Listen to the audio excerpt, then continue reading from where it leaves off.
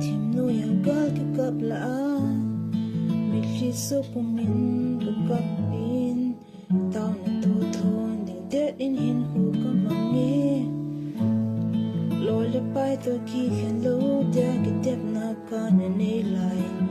la gel do le ka la se zi e dunya ko na jo la nu banga hoya me hoi dinga la ka na sim chu hoi tai tan te lyrics so song me atamen in la ki ya hi a special day ki ya dinga asam penule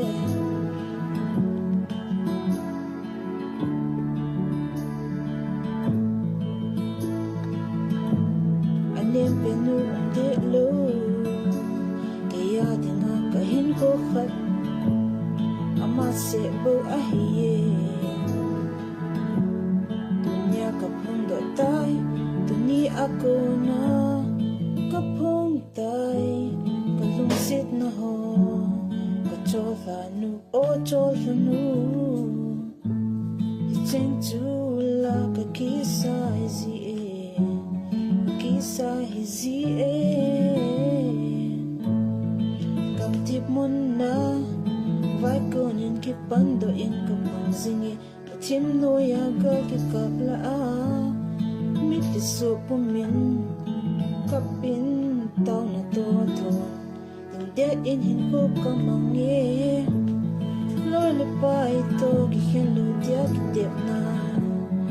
ka ni lai ka gel do le ka la se zi dunya ko na jo sa nu banga ya amel hoi dinga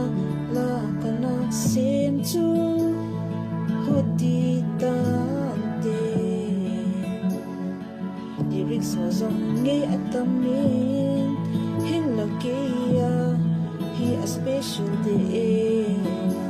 kia dinga asang penule anem penu